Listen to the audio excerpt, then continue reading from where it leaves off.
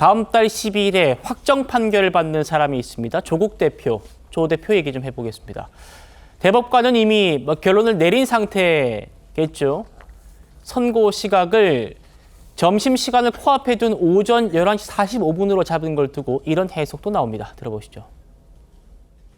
여러 가지 징조들이 좀 있는데 그 선고가 11시 45분인가 잡혔어요. 긴 게 있으면 그렇게 잡질 않거든요. 네. 11시 45분에 잡혔다는 건 그냥 한 10분 내로 결론 나고 점심 드시러 가시는 거죠.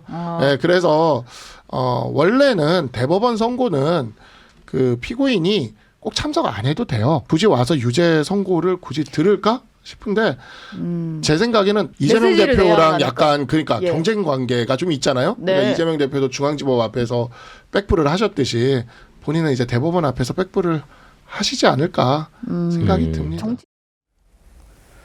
솔전 변호사님. 네. 그러니까 저희가 들어보니까 대법원에서 오후 1시에도 선고할 수 있고 네. 2시에도 선고할 수 있고 네. 이렇더라고요. 네. 그런데 오전 11시 45분, 그러니까 점심 식사 시간 직전에 이렇게 잡은 거는 대법원의 코멘트가 별로 길지 않을 거다라는 그런 얘기였습니다. 뭐 아까 박상수 변호사가 얘기를 한 부분도 예. 뭐 일리는 있어 보이긴 합니다만은 꼭 얼른 끝내고 식사하러 가기 위해서 저는 잡았다고 생각하지는 않고요.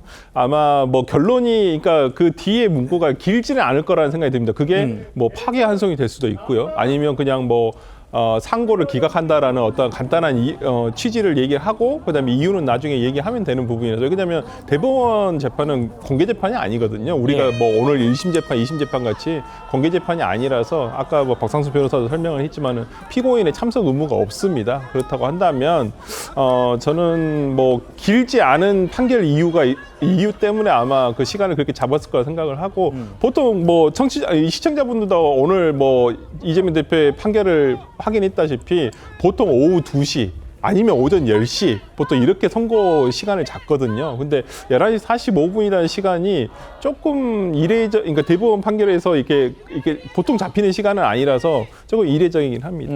네. 근데 조금 취재를 해봐야 될 부분 아닌가요? 저 설명대로라면은 결국 대법관들이 점심 식사 문제 때문에 판결을 빨리빨리 끝내고 간다 이런 얘기밖에 안 되는데 글쎄 그렇게 그건 좀 저는 개인적으로 좀 무책임하다고 생각합니다. 그렇기 때문에 왜 11시 45분인지 예를 들어서 다른 사건을 하다 보니까 그렇게 되는 것인지 이런저런 거를 좀 현장 기자들이 취재를 해보고서 얘기를 해야지 그냥 단순하게 그 어떤 머릿속으로 상상력으로 얘기할 건 아니다. 11시 45분 식사라는 거는 12시에 하는 사람도 있지만 1시에 하는 사람도 그렇죠. 있거든요. 네. 예. 우리 대법관님들이 식사 시간 앞두고 글쎄, 빨리 저는 내고 그랬을 점심 거라고 먹으러 생각 안 가겠다 듭니다. 이렇게는 아닐 거 아닙니까? 알겠습니다. 조국 대표가 오늘 심경을 밝혔습니다. 들어보시죠.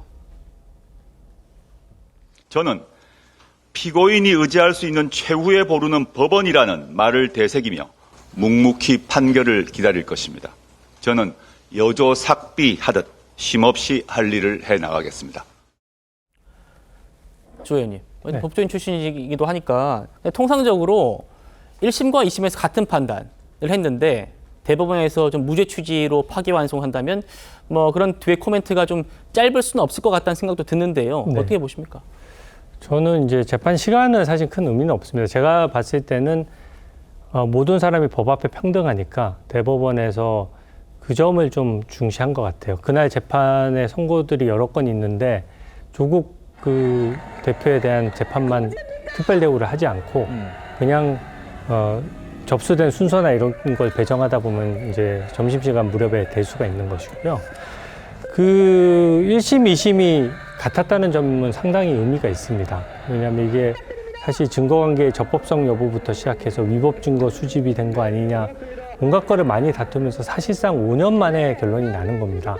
근데 1심, 2심에서 많은 걸 다퉜는데 그 많은 혐의에 입시비리만 하더라도 7개 혐의거든요. 그중에 6개는 유죄가 나고 하나가 무죄가 났는데 그게 1심, 2심이 원래 조금씩 바뀌는데 그게 정확히 일치했어요. 네. 그러니까 그거는 그만큼 입시비리가 아까 위증사건처럼 케이스가 많이 축적돼 있어서 서로 생각이 다른 부분이나 법리적으로 복잡한 부분이 없고 또 그만큼 증거관계나 이런 것들 엄격히 따지다 보니까 결론이 동일했던 거고요.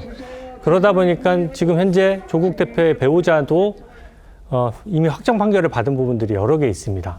그러면 그런 부분들은 결론이 사실상 바뀌기 힘든 거예요. 그래서 다른 분들께서 지적하셨다시피 그대로 유지되거나 설사 조금 바뀐다고 하더라도 한두 쟁점 정도 법리적인 이견이 있을 수가 있거든요.